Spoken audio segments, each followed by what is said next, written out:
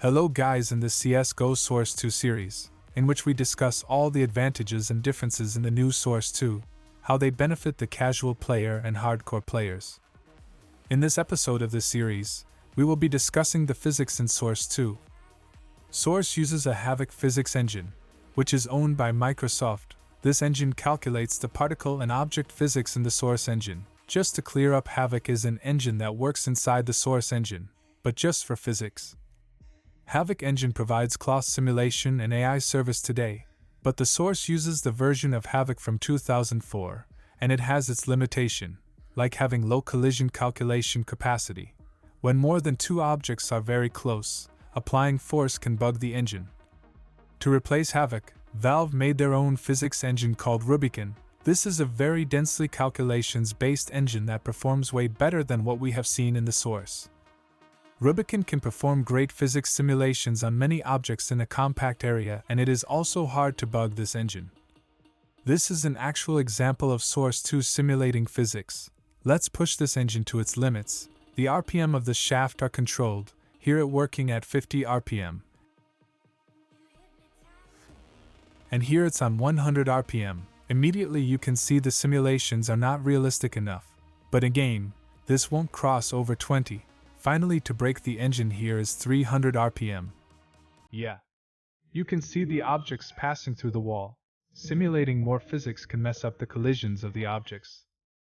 Another thing physics use most is Ragdoll. Ragdoll is only used to represent the player model dying. In the Source, we have Ragdoll as a feature. It is kinda perfect. We don't need to change it. But by changing to Source 2, we have to use the new Ragdoll. So let's see how it looks. Let's throw them in the slicer machine from before. It's not the best simulation I have seen, but it's better than what we have in the Source. Hammer, the engine editor of the Source, has its own physics simulation software. We can see it perform. Simulating Ragdoll is not the best thing to represent death, but it is the closest we have. In game engines to perform Ragdoll, the option is literally called Simulate Physics. The next thing that will get an upgrade in Source 2 is glass. We all know how terrible glass is in CSGO. If you think CSGO glass is good looking, then you need to play some other games, man.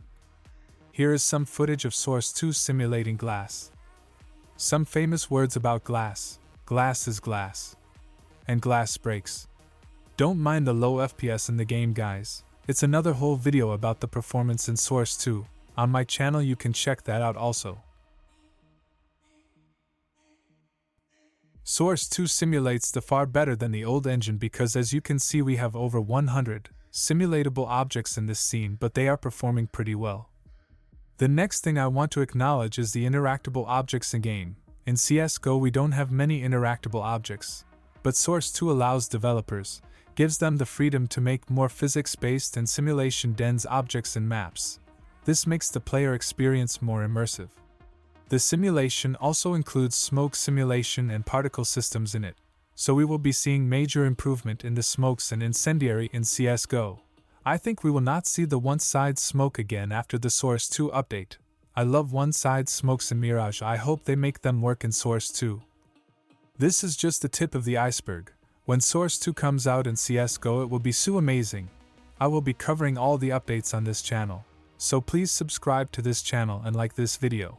I will see you in the next video.